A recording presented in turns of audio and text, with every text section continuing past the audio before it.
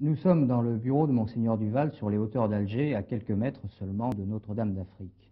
Monseigneur Duval est archevêque d'Alger depuis le 25 mars 1954, c'est-à-dire quelques mois avant le début de la guerre d'Algérie.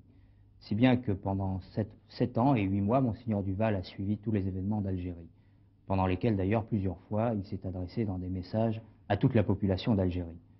Monseigneur Duval, je me retourne vers vous maintenant. Vous avez suivi toute la journée, je pense, le déroulement de ce référendum, de ce scrutin d'autodétermination. Oui, monsieur, je l'ai suivi avec beaucoup d'intérêt.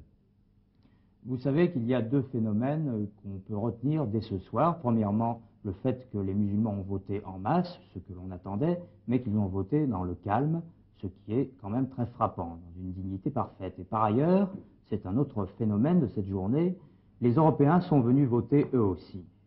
On s'attendait à ce qu'ils viennent, mais on ne s'attendait peut-être pas aux chiffres du nombre d'Européens qui sont venus voter. Alors à ce sujet, je voudrais vous demander, est-ce que vous pouvez d'ores et déjà tirer quelques conclusions générales de ces deux phénomènes? Personnellement, ces deux phénomènes ne m'ont pas surpris.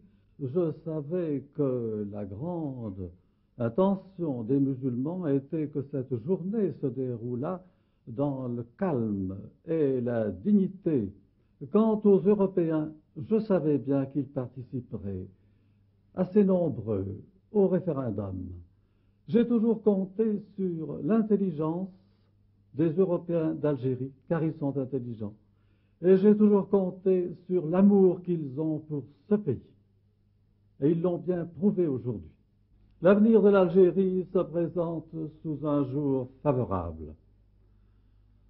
Si l'accession à l'indépendance se fait dans le respect des personnes, en dehors de toute vexation, si cette accession à l'indépendance, comme on peut l'espérer grâce à la coopération de la France, s'accompagne d'une relance économique, l'Algérie marchera vers une prospérité certaine. Et cette prospérité dont jouira l'Algérie lui donnera un grand rayonnement dans le monde. Je suis persuadé que le rayonnement de l'Algérie dans le monde peut être très bienfaisant. L'Algérie n'est-elle pas le point de rencontre de l'Europe et de l'Afrique, le point de rencontre également de l'Orient et de l'Occident? Monseigneur, vous avez au cours des événements d'Algérie adressé plusieurs messages aux communautés chrétiennes et musulmanes et en fait à toute la population d'Algérie.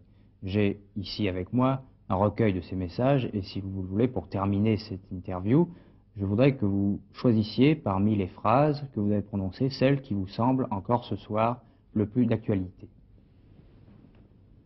Voici ce que je disais le 1er janvier dernier. Il me semble que cette phrase garde toute son actualité. Nous l'avons dit bien des fois, la loi de l'Algérie, c'est la cohabitation. Elle est voulue par Dieu. Celui qui s'oppose à cette cohabitation lutte contre Dieu. Elle est le seul chemin vers la paix et la prospérité. Le bien commun de l'Algérie appelle la collaboration de tous ses enfants. Merci beaucoup, Monseigneur.